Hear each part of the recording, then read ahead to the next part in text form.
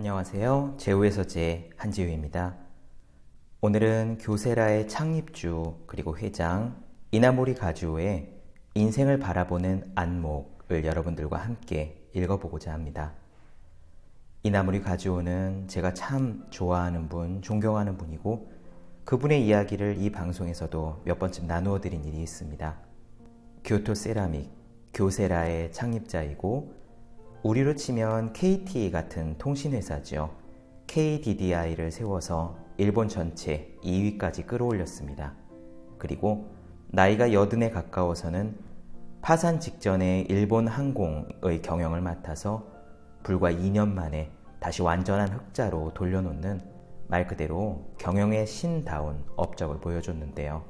마음의 수행을 위해 스님으로 출가한 것으로도 유명하죠. 이런 분은 어떻게 인생을 바라보았는지 오늘 인생을 바라보는 안목과 함께 살펴볼 수 있었으면 좋겠습니다. 먼저 프롤로그부터 함께 읽어보도록 할게요. 인간으로서 올바른 일을 올바르게 하고 있는가? 나는 지금까지 일에 쫓기고 일을 쫓는 인생을 살았다. 그러나 지금 돌아보면 나만큼 행복한 사람도 없다는 생각이 든다. 진심이다.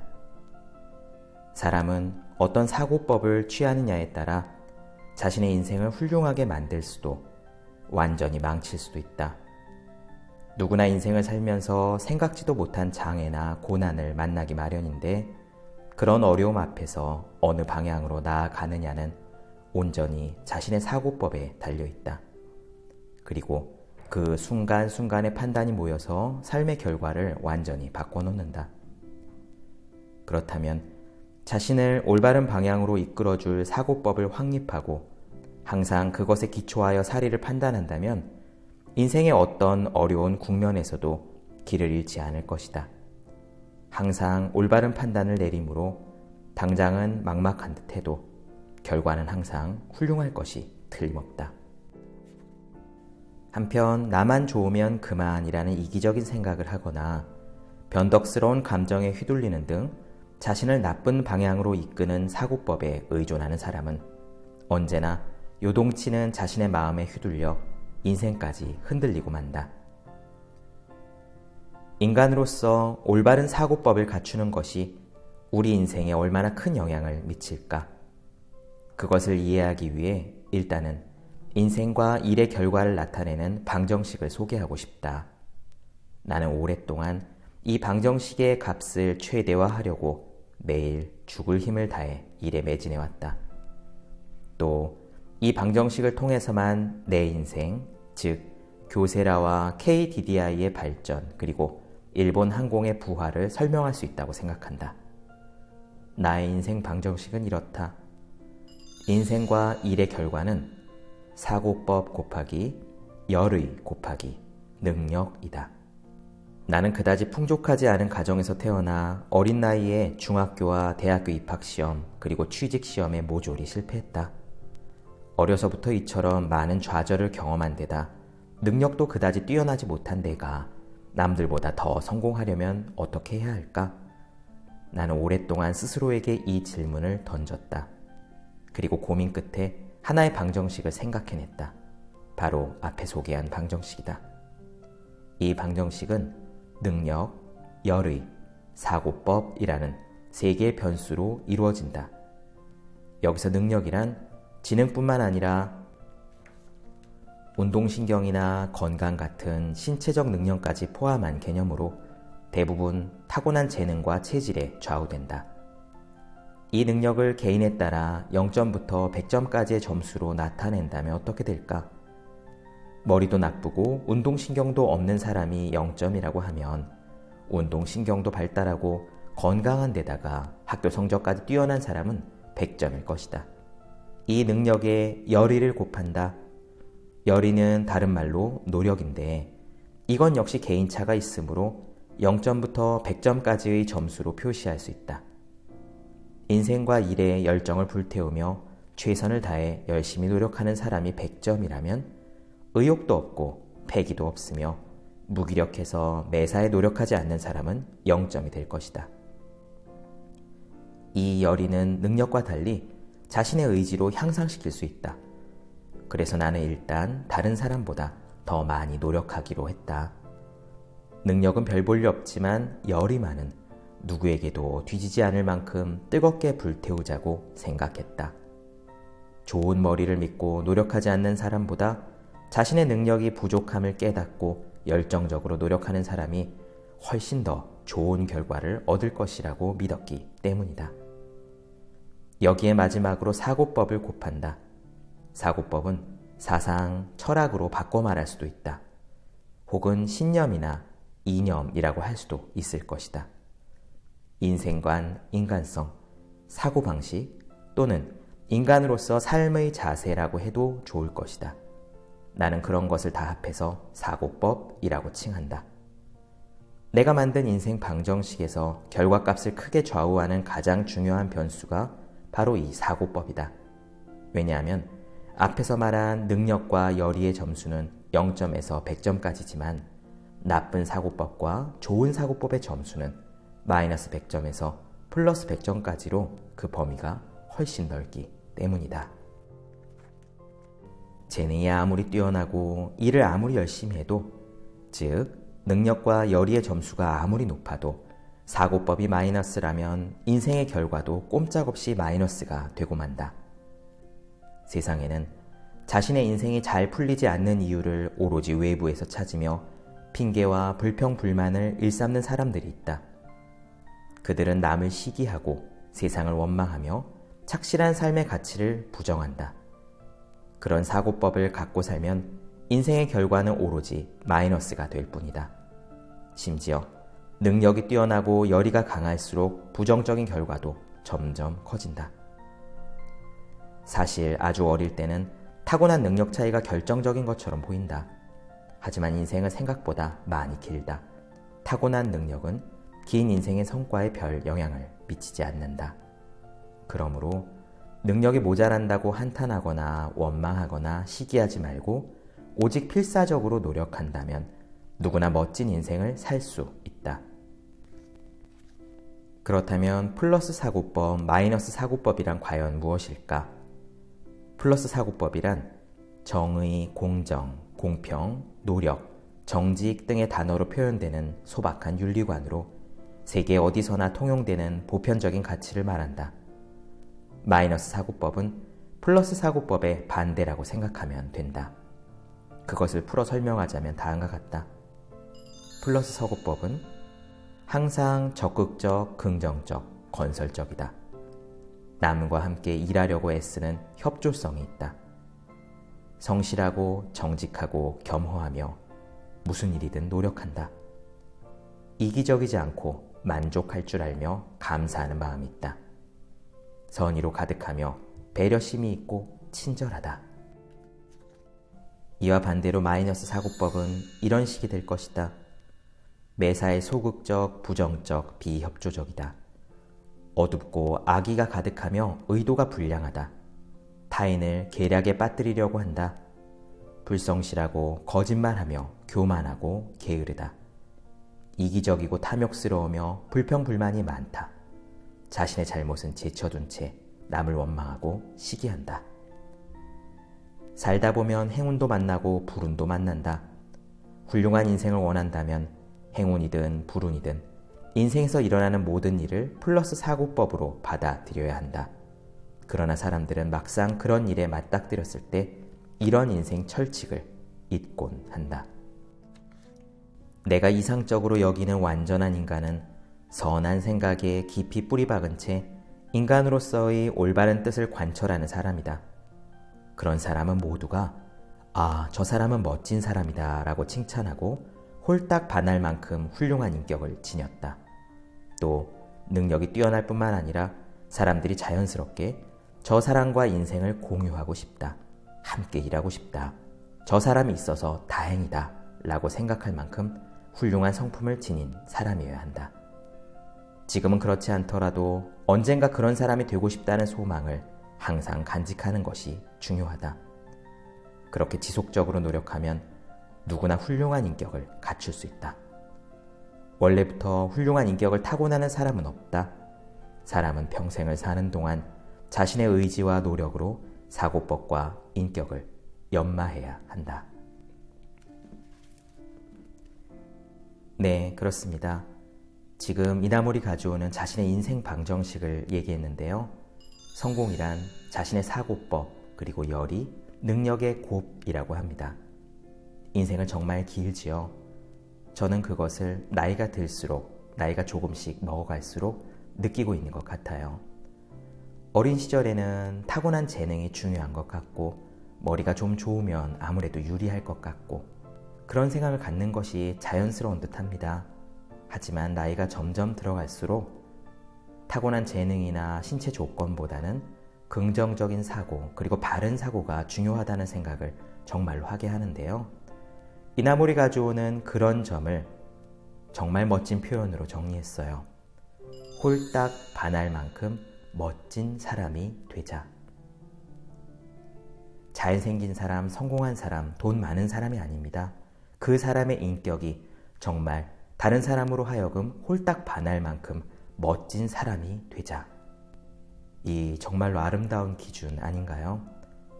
우리가 그런 사람이 될 수 있다면 우리 곁에는 늘 함께하고자 하는 사람들이 가득할 것이고, 그로 인해 우리의 인생은 행복하고 성공하는 길로 갈 수밖에 없지 않나 생각합니다.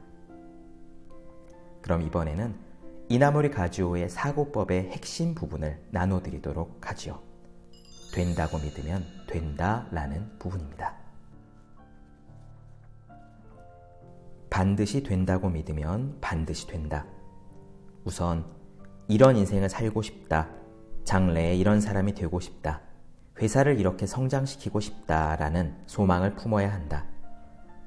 자신의 가능성을 한결같이 믿고 실현되기를 굳세게 소망하면서 노력하면 어떤 고난이 닥쳐와도 염원은 반드시 실현된다. 인간의 소망에는 우리의 상상을 뛰어넘는 엄청난 힘이 숨어있기 때문이다. 여기서 말하는 굳센 소망이란 잠재의식까지 침투한 염원을 말한다. 그처럼 강렬한 염원으로까지 발전시킬 수 있는 소망을 품기를 바란다. 소망을 잠재의식에 침투시키려면 어떻게 해야 할까? 자나 깨나 그것을 깊이 생각해야 한다. 언제나 그 소망만을 집요하게 생각한다. 그러면 잠재의식이 잠잘 때도 쉬지 않고 일하며 소망을 실현하는 방향으로 우리를 인도할 것이다. 적극적인 사고를 주장한 사상가 나카무라 덴푸는 그렇게 계속 소망하는 모습을 다음과 같이 단적으로 표현했다. 새로운 계획의 성취는 오로지 흔들리거나 꺾이지 않는 일념에 달려있다. 그러므로 전심으로 생각하라. 고상하게, 굳세게, 한결같이.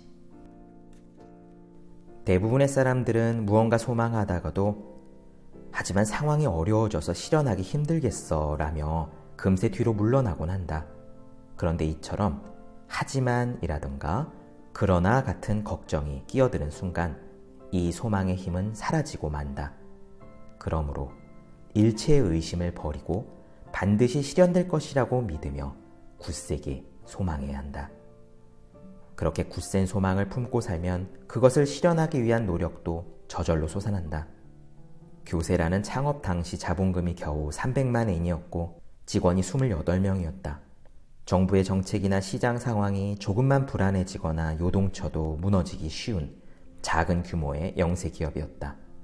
그러나 나는 그처럼 설비도 없고 자금도 없고 한치 앞을 모르는 상황에서도 직원들에게 매일같이 일본 제1이 되자, 세계 최고가 되자라는 원대한 꿈을 이야기했다. 뜬구름 잡는 소리 같긴 했지만 그래도 기회가 있을 때마다 직원들에게 반복해서 그 이야기를 했다. 하지만 교토 안에도 당시의 교세라가 도저히 따라잡을 수 없을 것 같아 보이는 대기업이 많았기에 직원이 100명도 안 되는 중소영세기업이 세계 최고가 되겠다니 농담이 지나친 것 아닌가요? 라는 말도 자주 들었다.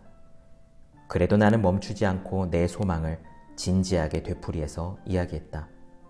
그러자 언제부턴가 직원들도 내 꿈을 진심으로 믿게 되었고 그 꿈을 실현하기 위해 밤낮으로 힘을 합쳐서 한결같은 노력을 기울이기 시작했다.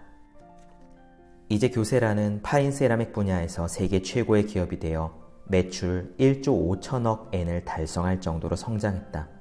내가 일본 제일이 되자, 세계 최고가 되자 라고 끊임없이 소망하고 말한 덕분에 회사의 꿈이 결국 실현된 것이다. 네, 그렇습니다. 이나모리 가즈오는 된다고 믿으면 된다 라고 강력하게 이야기를 하죠.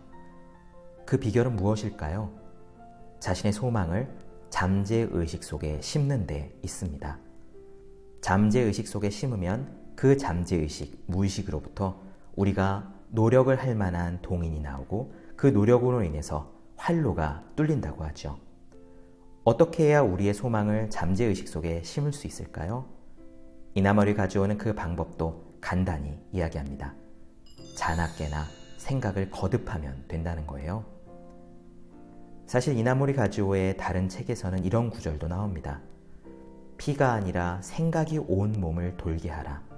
그 정도로 자나깨나 생각할 때 우리의 소망은 잠재의식에 깊게 뿌리 내리고 그로 인해서 우리는 어떤 방향으로 노력을 해야 할지, 어떻게 상황을 타개해야 할지 그 길을 찾게 됩니다. 그러면 이번에 이어서요, 이 사고법을 갖기 이전에 어떻게 동기부여를 할 것인가 라는 부분에 대한 해답을 나누어 드리도록 할게요. 내 마음에 불을 붙일 사람은 나 자신뿐. 세상에는 세 종류의 인간이 있다. 스스로 자신에게 불을 붙이는 자연성 인간과 불에 가까이 가면 불이 붙는 가연성 인간, 그리고 불에 가까이 가도 불이 붙지 않는 불연성 인간이다. 무언가 목표를 성취하려면 불타오르는 듯한 큰 에너지가 필요하다. 그리고 그런 에너지는 자기 자신을 격려하고 스스로에게 불을 붙일 때에만 생겨난다. 그렇다면 자신에게 불을 붙이는 가장 좋은 방법은 무엇일까? 그 일을 좋아하는 것이다.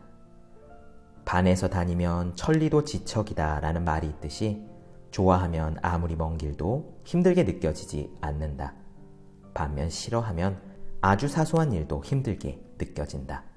일을 좋아한다면 어떤 힘든 일이 있어도 필사적으로 헤쳐나가자라는 긍정적인 마음을 먹을 수 있다. 이것은 그야말로 내 경험에서 우러나온 말이다. 대학을 졸업한 후에 입사한 회사에서 일을 좋아하게 된 덕분에 오늘의 내가 있다. 그것에 진심으로 감사한다. 일을 좋아하려고 노력하는 것. 이것이야말로 인생과 일에 성공하기 위한 핵심 요소다. 나는 대학에서 유기화학을 전공했다. 그런데 무기화학계의 회사에 취직이 되는 바람에 세라믹을 급하게 연구하기 시작했지만 처음에는 전공과 관계가 없는 일이라서 마음이 썩 내키지는 않았다. 그러나 아쉬운 사람은 나였으므로 주어진 연구 주제를 좋아하는 수밖에 없었고 그래서 세라믹을 좋아하려고 애를 썼다. 기초 지식이 전혀 없어서 처음에는 문헌부터 읽기 시작했다. 대학 도서관에서 과거의 논문들을 빌려 공부했으며 사전을 옆에 끼고 미국 세라믹 협회의 논문을 읽었다. 당시에는 복사기가 없어서 필요한 문헌을 발췌하기 위해 중요한 부분만 대학 노트에 옮겨 적어야 했다. 필사적으로 공부를 했더니 세라믹 분야에 흥미가 생겼고 연구에 대한 열의가 솟았다. 그래서 대학 도서관에 더 자주 가서 문헌을 공부했고 그것을 실험과 업무에 응용하다가 또 궁금하게 생기면 도서관에 갔다. 이렇게 내가 맡은 분야를 좋아하기 위해 필사적으로 노력한 끝에 결국 세계에서 두 번째로 새로운 재료를 합성하는 데 성공했다. 위대한 업적을 달성하는 사람은 자신의 일을 진심으로 사랑한다. 그들은 좋아하는 일을 직업으로 삼을 수 있었던 행운하거나 마음을 고쳐먹고 마음에 들지 않았던 일을 좋아하기 위해 노력한 노력파, 둘 중 하나일 텐데 나는 후자에 속한다. 직장인이 되든 학문의 길을 걷든 일단은 자신의 일을 좋아하는 것이 중요하다. 일을 좋아해야 비로소 자신의 직업에 전심전력으로 매진할 수 있기 때문이다. 네, 그렇습니다. 지금 이나모리 가즈오는 사람을 세 종류로 분류했는데요. 저절로 불이 타는 자연성 인간, 불에 가까이 가면 불이 붙는 가연성 인간, 그리고 불에 가까이 가도 불이 붙지 않는 불연성 인간이죠. 여기서 말하는 불은 성공에 대한 동기, 뜨거운 열정입니다. 스스로 동기가 솟아나는 사람은 자연성 인간, 동기가 솟아날 만한 조건에 가까이 가면, 그런 인연에 닿으면 불이 붙는 가연성 인간, 그리고 기회가 주어지거나 존경할 만한 사람이 옆에 있어도 스스로 동기부여가 되지 않는 불연성 인간. 어떻게 하면 우리는 자연성 인간 혹은 최소한 인연에 가까워졌을 때 불이 붙는 가연성 인간이 될 수 있을까요? 이나모리 가주오는 그 부분 역시 자신의 경험에 의해 간단히 해법을 제시합니다. 무언가를 좋아할 수 있도록 열심히 하면 된다는 거죠. 처음부터 좋아하는 일을 자신의 일감으로 삼은 행운아들도 있겠습니다만 그렇지 않은 사람도 많이 있습니다. 이나모리 가주오는 자신의 일을 좋아하지 않았기 때문에 좋아하도록 애써서 노력을 했고, 그러한 그의 발자취가 지금 우리에게는 희망이 되는 거라 생각을 해요. 우리가 지금 맡은 일을 좋아하지 않더라도 그것을 최선을 다해 가까이 하면, 열심히 노력하면 우리는 그것을 좋아할 수 있습니다. 그럼 이제 이어서 어떤 방식으로 어떻게 열심히 해야 하는지 이나모리 가주오가 했던 노력의 방법 부분을 나눠보도록 할게요. 하루에 한 가지씩 창의적인 일을 궁리하라. 나는 직원이 100명도 되지 않던 시절부터 교세라는 세계를 바라보고 세계의 교세라로 전진할 것이다 라고 말해왔다. 작은 회사지만 세계를 바라본다는 것은 말 그대로 높고 큰 목표를 갖는다는 것을 의미한다. 이처럼 스스로 원대한 목표를 설정해야 높은 곳을 향해 에너지를 집중할 수 있고 상상도 못했던 위대한 일을 이룰 수 있다. 그러나 실제 일상생활을 돌아보면 매일매일 그렇게 높은 목표를 생각하며 살았다기보다는 하루하루를 잘 살아내기 위해 최선을 다하고 작은 일에도 필사적으로 노력한 시간이 더 많았던 것 같다. 오늘 하루를 열심히 살면 내일이 자연스럽게 보일 것이다. 내일을 열심히 살면 일주일이 보일 것이다. 일주일을 열심히 살면 한 달이 보일 것이다. 한 달을 열심히 살면 1년이 보일 것이다. 올 한 해를 열심히 살면 내년이 보일 것이다. 매 순간을 최선을 다해 살아야 한다. 그런 생각으로 일단은 매일의 목표를 착실히 달성하기 위해 노력을 기울였다. 아득하게 높은 목표를 내걸었지만 자신의 걸음이 너무 느려서 거기에 미처 다가가지 못할 때 사람들은 대개 그 목표를 포기하게 된다. 그러나 나는 눈앞에 있는 오늘 하루만 보았다. 힘껏 일하다 보면 하루는 금세 지나간다. 그러나 그렇게 하루하루를 쌓아 올렸더니 처음에는 무척 멀게만 보였던 세계 제일이라는 목표에 훌쩍 다가설 수 있었다. 처음부터 너무 먼 길을 가려고 하면 기가 질린다. 자신의 나약함이나 무력함 때문에 쉽게 좌절할 수도 있다. 그러니 머나먼 목표는 잠재의식 속에 묻어두고 눈앞에 주어진 하루하루를 착실히 살도록 하자. 그렇게 하루를, 한 달을, 1년을 보내다 보면 어느새 상상도 못했던 먼 곳까지 도달해 있을 것이다. 그러면 처음에 목표로 삼았던 까마득히 먼 길도 확 가까워져 있다. 그런데 말은 그렇게 해도 이게 결코 쉬운 일은 아니다. 평범한 일을 매일 계속하다 보면 매너리즘에 빠지고 의욕이 점점 사그라지기 때문이다. 그래서 나는 평범한 일을 즐기면서 최고의 노력을 기울일 수 있는 나름의 방법을 생각해냈다. 그것이 바로 창의적 궁리다. 이 말이 어렵게 들릴지 모르지만 단순히 오늘보다는 내일, 내일보다는 모레 조금이라도 더 나아지면 된다. 같은 연구, 같은 일을 하더라도 오늘은 이런 방법으로 해보고 내일은 조금 더 효율적인 다른 방법을 생각해내면 된다. 나는 항상 그렇게 조금이라도 더 나은 방법을 찾고 고안하도록 노력해왔다. 그런 창의적인 궁리가 결국 스스로도 상상하지 못했던 멋진 진보와 발전을 실현시켜 준다. 네, 그렇습니다. 이나모리 가주오의 이 부분 저는 정말 너무나 마음에 드는데요. 어떻게 해야 그 높은 목표에 도달할 수 있는가? 이나모리 가주오는 그저 오늘 하루만 힘껏 살라고 이야기합니다. 오늘 하루를 힘껏 살면 내일이 열릴 것이고 일주일을 힘껏 살면 다음 일주일이 열릴 것이고 이번 한 달을 열심히 살면 다음 달이 저절로 열릴 것이다. 그래요. 우리를 둘러싼 문제는 정말 많죠. 모든 사람들이 그럴 겁니다. 저는 대부분의 사람들이 많은 문제들을 갖고 있을 거라고 확신합니다. 왜냐하면 저도 그렇기 때문이에요.